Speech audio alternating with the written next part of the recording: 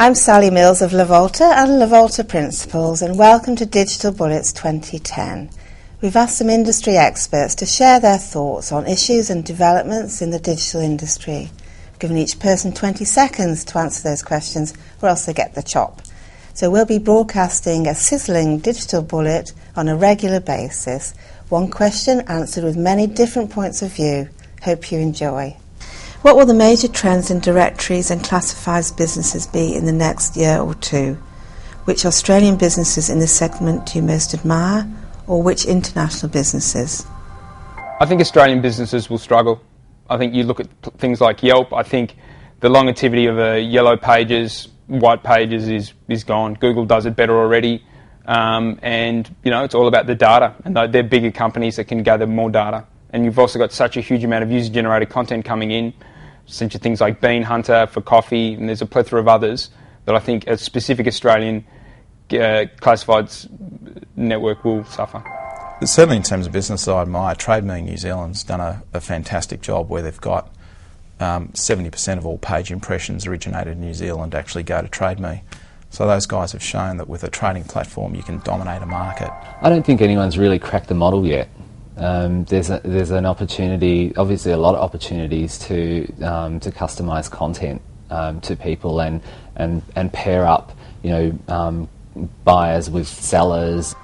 I think hyperlocal is the way they're going to go. And my nephew is in England, is coming out, wants to live in Bondi, doesn't every English person. So I sent him a website, and it was gumtree.com.au, and there's everything on there, apartments, things to go and do, where he can get $2 schooners. I think obviously both Census and News with True Local are competitors that you wouldn't want to write off, but they're going to have to make major changes in terms of the way they run their businesses in the future because their traditional models have changed dramatically.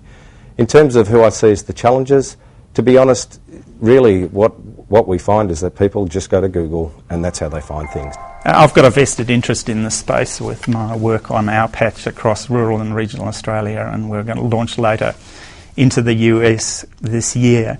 I think the deals we've seen around Yelp and their potential deal with Microsoft and their other potential deal with Yahoo both indicate where this space is going, and I think what made Yelp so interesting for those organisations is the fact that they have content, which is lists of businesses, but they have that content alongside reviews, and the reviews are in context of a town and a region. And I think that's where we're going to see that space going. We're going to see a lot more niche market directories and products.